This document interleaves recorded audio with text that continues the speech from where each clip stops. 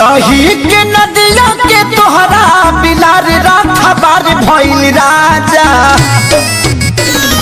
दही के नदिया के तोहरा बिलार राखबार भइल राजा। तलग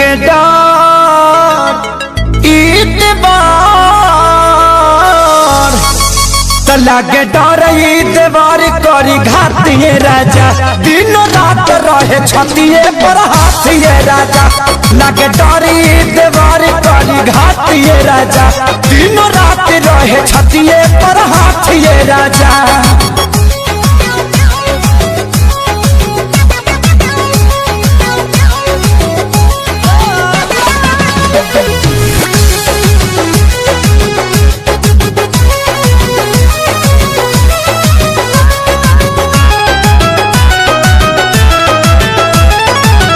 केतन मनाई खियाई ठूस ठूस के जाके बैठ जाला कोना में रूस के। हो केतन मनाई खियाई ठूस ठूस के जाके बैठ जाला कोना में रूस के। अरे लइका कहाई के गुलार लीले पतैयार भइल राजा। हाँ लइका कहाई के गुलार लीले पतैयार भइल राजा। तो लागे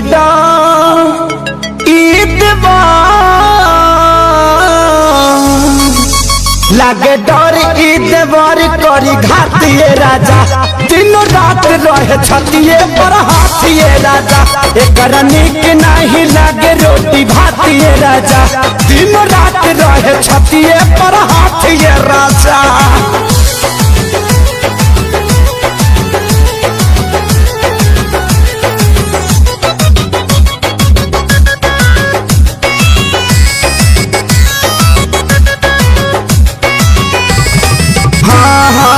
रोज के ही है बहाल चल के डरामा कितना बता।